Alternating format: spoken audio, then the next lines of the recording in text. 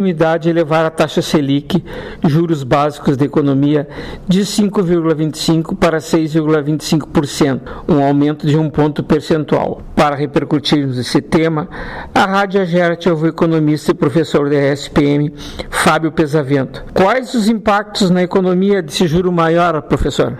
Ontem nós tivemos mais um capítulo nessa novela do aumento da taxa Selic pelo Banco Central. E não vai parar aí, né? O próprio Banco Central já sinalizou no comunicado de ontem que um aumento na mesma magnitude vem. Então, esperamos aí em outubro mais um aumento de 1 ponto percentual. E a expectativa do mercado para o final do ano é uma Selic chegando a 8,25%.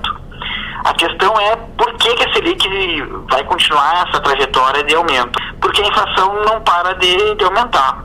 Né? E aí nós temos, ou seja, uma inflação que não é mais uma inflação de alimentos, né? Não é uma inflação que está localizada em um setor específico da economia. Ela está generalizada. Dos itens que compõem o IPCA, mais de 300 itens que compõem o IPCA, 72% tiveram aumento. E a inflação não é uma questão do Brasil, né? É uma questão que também no mundo está acontecendo. Então é um processo muito significativo na economia, porque a inflação reduz o poder de compra do consumidor. E aí, claro, o remédio amargo que o Banco Central tem para controlar a inflação é aumentar os juros. Toda vez que os juros são aumentados, o crédito fica mais caro, tanto para as empresas como para as famílias. E isso tem um impacto, né, sobre o consumo, porque crédito mais caro, tu não faz o financiamento e a partir daí tu não consome, e a empresa, né, posterga o investimento. E investimento que é fundamental para a retomada da economia, porque gera emprego e renda.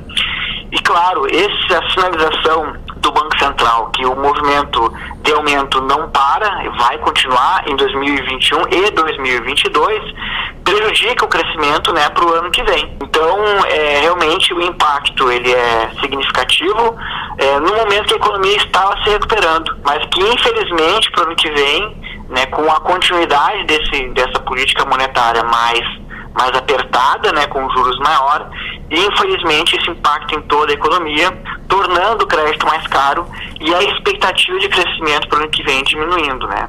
Então, infelizmente, para 2022 a notícia também não é boa. Mas é o remédio amargo que o Banco Central tem, né? É o aumento da taxa Selic, porque o pior do que aumento de juros é preços altos. Só para dar um número aqui, quando a gente fala do IPCA, né, o índice de preço ao consumidor amplo, é o nosso índice oficial da inflação, em 12 meses ele acumula 9,68%. Quando eu pego o INPC, que é um indicador de inflação de preço ao consumidor, calculado pelo IBGE, assim como o IPCA, só que ele pega a faixa de 1 a 5 salários mínimos, em 12 meses a inflação já acumula 10,42%. Então, realmente, aquela população de mais baixa renda é que mais está pagando essa conta.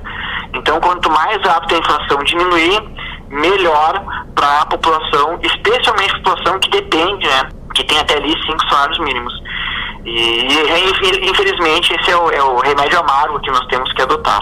Além da alta da taxa básica de juros, temos outros problemas. Crise política, questão energética, agora surgiu também os precatórios. Exatamente. Momento difícil. Exatamente. Nós temos um quadro fiscal, né? O governo gastou muito no passado e ninguém discute, né? O governo tinha que fazer essa política que a gente chama de anticíclica, né?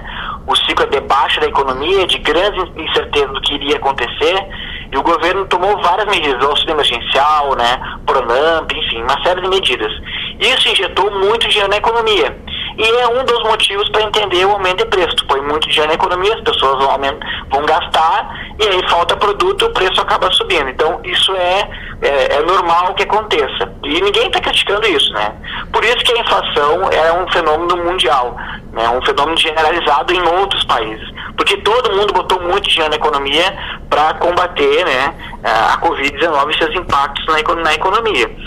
Então, assim, o quadro fiscal é delicado. Em cima de um quadro fiscal delicado, ou seja, o governo gastou mais e a arrecadação ainda não está se recuperando, tu tem uma questão política que gera incerteza na expectativa dos empresários. Afinal, essa corda esticada entre o executivo, o judiciário em algum momento ela pode romper. E aí, claro, tu põe mais um ponto de interrogação. Além da questão fiscal, além da inflação, além desse cenário econômico complicado, com uma taxa de juros ainda acima de 14%, né, é um cenário das pessoas e das famílias e das empresas endividadas, né, então num cenário econômico que não está bom, muito pelo contrário, o cenário econômico ele é péssimo, né, apesar da retomada da economia para esse ano, tu tem mais a questão política, né, então é mais um componente que complica, né, as expectativas, tentando construir o que pode acontecer para o ano que vem.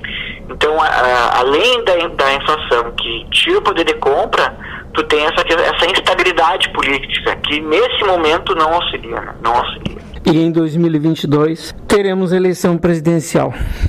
Exatamente. E aí o noticiário agora, e o predomínio começa a ser o que o candidato fala com respeito à economia. E isso começa já a sinalizar para os agentes, né, o que pode ser uma futura equipe econômica, o que pode ser a política econômica de um governo eventual do Lula, né, ou de alguém do centro, né, como o Dória ou Eduardo Leite aqui no estado, que está se candidatando pelo PSDB. Então, realmente, o que o candidato nesse momento, o pré-candidato nesse momento, conversa com a sociedade, comunica com a sociedade, acaba impactando, porque nós pegamos a eleição que era para ser pro ano que vem e antecipamos, né? Então é mais um componente de incerteza que nós temos. Porque além de todos esses elementos, a instabilidade política, a questão fiscal, a inflação, o endividamento, juros mais altos, nós temos essa questão da antecipação da eleição, que coloca mais um ingrediente, né, para complicar o cenário atual, né. Como eu disse, qualquer ponto sobre o que um eventual governo vai produzir em termos de política econômica, acaba deixando o mercado mais tenso, ou não, eventualmente, né, dependendo para que lado vá a política econômica, né. Ouvimos o economista e professor da SPM, Fábio Pesavento. Para a Rádio Agerte, Eduardo Lienz. Obrigado, Eduardo Lenz, que trouxe as informações sobre o aumento da taxa básica de juros que vai impactar o crescimento da economia em 2022, diz economista, né? Economista e professor da ESPM, o Fábio Pesavento, que trouxe as informações analisando os impactos do aumento da taxa Selic para 6,25%, destacou que daqui a 45 dias novo acréscimo deverá ocorrer.